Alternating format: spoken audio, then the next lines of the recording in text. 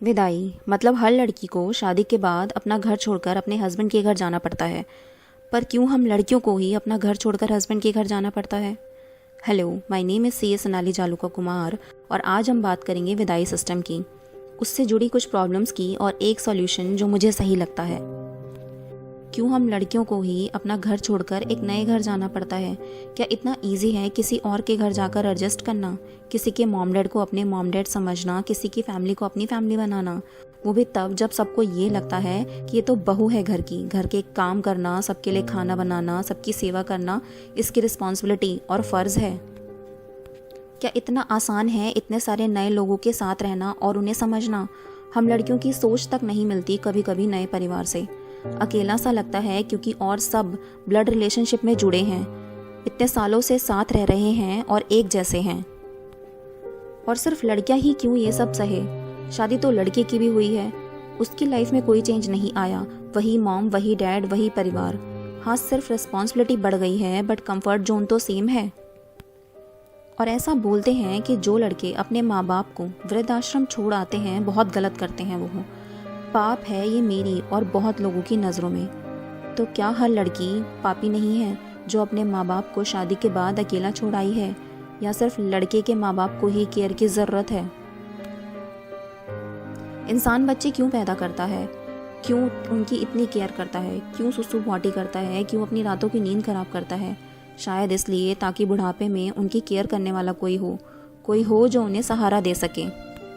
आजकल young generation एक बच्चा पैदा करना चाहती है, अपनी सारी पूंजी, शक्ति, टाइम उस बच्चे को पालने में लगा देती है। लड़के के माँ बाप तो सही इन्वेस्टमेंट करते हैं, पर लड़की के माँ बाप फालतू ही मेहनत करते हैं। मुझे सेम फीलिंग आती है जैसे शादी के बाद मैंने अपने हस्बैंड के साथ रहने के लिए अपने पेरेंट्स को वृद्धाश्रम छोड़ दिया है, अकेले जीवन बिताने के लिए। और साथ ही साथ अगर लड़की अपने मम्मी पापा और फैमिली की फाइनेंशियली हेल्प करना चाहती है तो उसके लिए भी उसे अपने हस्बैंड की परमिशन की ज़रूरत है। और अगर हस्बैंड परमिशन दे भी दे, फिर भी कुछ लोगों को यह लगता है कि शादी के बाद लड़की की कमाई पर पहला हक उसके हस्बैंड और उसकी फैमिली का है। सही तो ये है, अगर लड़की के पेरेंट्स की ज़रूरत है तो लड़की सिर्फ अपनी कमाई ही नहीं बल्कि अपने हस्बैंड की कमाई का भी एक हिस्सा अपने पेरेंट्स को दे सकती है। एक कपल की रिस्पॉन्सिबिलिटी तो सिर्फ 2 माँ बाप की नहीं होती बल्कि चारों माँ बाप की होती है। फॉरेन कंट्री में, और सिर्फ फॉरेन में ही क्यों, केरला जैसे हमारे देश में भी, केरला जैसे स्टेट में ये रूल है कि लड़की की शादी तब तक नहीं होती जब तक वह अपने लिए एक नया घर ना बना ले। शादी के बाद माँ बाप के साथ नहीं रहते वहाँ बच्चे।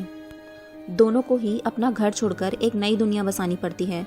लाइफ के चैलेंजेस, चेंजेस दोनों के लिए सेम होते हैं और दोनों मिलकर उनका सॉल्यूशन निकालते हैं। और एक बार जब उनकी लाइफ नॉर्मल हो जाती है तो उनका घर चारों पेरेंट्स की केयर करने के लिए ओपन होता है। अगर लड़की के पेरेंट्स को केयर की ज़रूरत है तो वो अपनी बेटी के घर जाकर रह सकते हैं क्योंकि वो घर उनकी बेटी का है। और अगर लड़के के पेरेंट्स को केयर की ज़रूरत है तो वो अपने बेटे के घर जाकर रह सकते हैं। मोस्टली अभी होता ये है विदाई सिस्टम में कि लड़की अपने ससुराल जाती है, मतलब घर सास ससुर का होता है। इसमें लड़की के पेरेंट्स का अपनी बेटी के ससुराल जाकर रहना गलत लगता है।